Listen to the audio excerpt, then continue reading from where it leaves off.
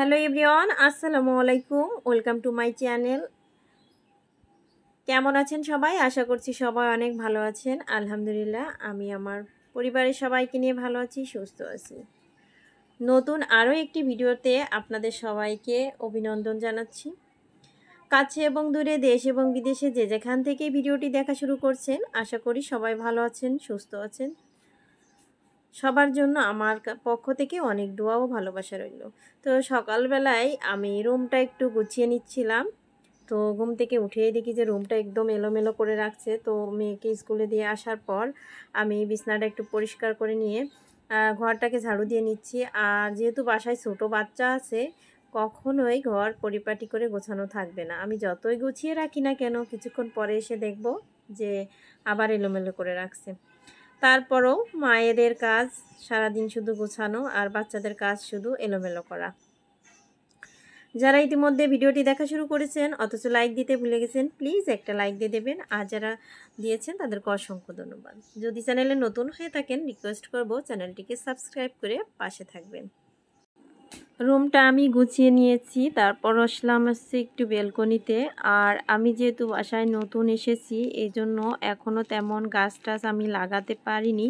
তবে হ্যাঁ, চেষ্টা করব খুব শীঘ্রই বেলকনিটাকে সুন্দর করে গাছ লাগাতে। আর এখানে হচ্ছে একটা টিকটিকি আছে, ওটা হচ্ছে আমি মারতে একদম ভয় পাই। তো ওটা যেখানেই যাই ক্যামেরা অন করতেই দেখি যে দৌড়ে পালিয়ে গেল। তো আপনারা অবশ্যই দেখতে পাচ্ছেন। আর এই মানি প্লান্টটা আমি বাড়ি থেকে এনেছিলাম। তো এই পানির ভিতর দেওয়ার পর আরও একটা এক্সট্রা বোতলও আমি দিয়ে রাখছি। তারপর হচ্ছে সব জায়গায় লাগিয়ে নেব, যেহেতু পানির ভিতর থাকলে এক্সট্রা গাছ হবে। আর আমি যেখানেই বাসা নিই, সব বাসার পাশেই একটা করে নারকেল গাছ থাকে। তো এই নারকেল গাছেও কিন্তু অনেক ডাব নারকেল আছে। আর এটাই হচ্ছে আমার বাসার ব্যাক সাইড। আর এই রুমটাই একটু বেশি ঠান্ডা থাকে, কারণ এই সাইডে গাছ থাকার কারণে। আর আজকে আমি আপনাদের মাঝে শেয়ার করব আম ডাল, টক ডাল। আম ডাল গরমের সময়, আমের সময় যদি একটু আম ডাল না খাই আসলেই জমে না। আর বাঙালির কিন্তু ডাল ভাত বেশি প্রিয় খাবার। আর আজকে আমি আম ডাল রান্না করব, সেই রেসিপিটা আপনাদের মাঝে শেয়ার করব। এখানে মুসুরের ডাল আগে থেকে একটু ভিজিয়ে রেখে আমি চটকে ধুয়ে মরিচ দিয়ে আর একটুখানি লবণ দিয়ে আমি সেদ্ধ করে নেব। তো এখানে হচ্ছে ডালটা আমার ফুটে আসছে। আর মুসুরের ডাল যেহেতু বেশি সময় লাগে না, ফুটে আসছে। আর আপনারা চাইলে কিন্তু প্রেসার কুকারে 2টা সিটি দিয়ে নিতে পারেন। তারপর ডালটাকে এই যে আমি একটু ঘুটনি দিয়ে ঘুটে তারপর পরিমাণ মতো পানি দিয়ে একটা বড় কড়াইতে জাল করতে দিয়ে দিয়েছি। আর আমি একটু বেশি পরিমাণে রান্না করব, 2 জন খাবো, তারপরে একটু বেশি করে রান্না করব। আর টক ডালটা কিন্তু নষ্ট হয় না, এজন্য একটা সুবিধা আছে। আর এখানে আর একটু লবণ দিয়ে হলুদ দিয়ে আমি ডালটাকে একটু জাল করে নেব। আর ডাল একটু পরিমাণ মতো জাল যখন ফুটে যাবে, তখন হচ্ছে বেশি সময় আমি কিন্তু রাখবো না, যেহেতু মুসুরের ডাল। তো আমি হচ্ছে কিছু পেঁয়াজ কেটে নিয়েছি। আর একটা আমের অর্ধেকটা আমি নিয়ে নিয়েছি, কারণ ডালের পরিমাণ অনুযায়ী আম নিতে হবে। আর কয়েক টুকরা মরিচ নিয়েছি, শুকনো মরিচ। আর একটা রসুন আমি ছোটো ছোটো করে কুচিয়ে কেটে রেখেছি। আমি কিন্তু বেশি মশলা ইউজ করব না ডালের ভিতর। আর হচ্ছে যখন তেলে দিব একটুখানি জিরা দেব, গোটা জিরা দিয়ে আমি ফোড়ন দেব। এখন ডালটা আমার একটু গরম হয়ে আসার পর আমি আমের টুকরোগুলো দিয়ে দিলাম। আর এভাবেই আমি কিছুক্ষণ জাল করে নেব। আর ডালটা ফুটে আসা পর্যন্তই আমি জাল করে নেব।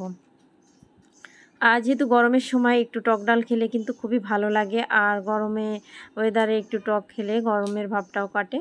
তো এই যে আমার ডালটা ফুটেও গেছে, আর আমটাও না অনেকটা সিদ্ধ হয়ে আসছে। তারপর আমি অন্য একটা চুলায় একটা কড়াই বসিয়ে দিয়েছি আর পর্যাপ্ত পরিমাণে তেল দিয়ে দিয়েছি। আর যেহেতু ডাল পরিমাণ মতো দিয়েছি, তার সাথেই মেনটেন করে আর কি তেলটা দিয়ে দিয়েছি। এখন হচ্ছে পেঁয়াজ আর রসুনের কুচি আর হচ্ছে শুকনো মরিচ দিয়ে আমি হচ্ছে সুন্দর করে একটু সময় নিয়ে একটু বাদামি করে ভেজে নেব। আর ডালের যে ফোড়নটা, এটা হচ্ছে একটু ভালো করে ভেজে নিলে আর কি ডালের কালারটাও ভালো থাকবে, আর হচ্ছে সুন্দর একটা সুঘ্রাণ আসবে।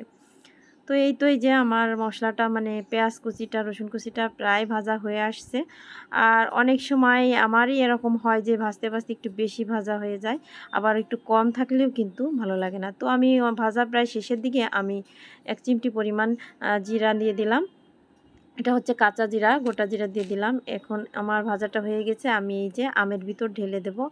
আমি চাইলে কড়াইতেও ঢেলে নিতে পারতাম, কিন্তু আমি নিলাম না, ওখানে ডালের পরিমাণ বেশি আছে। তো আমি ডালের ভিতরেই ভাজা জিনিসটা ঢেলে দিলাম। এই যে দেখুন, এখন আর কয়েক মিনিট জাল করেই আমি রেখে দেব। আর এই তো হয়ে গেল আমার আম ডাল, টক ডাল রান্না।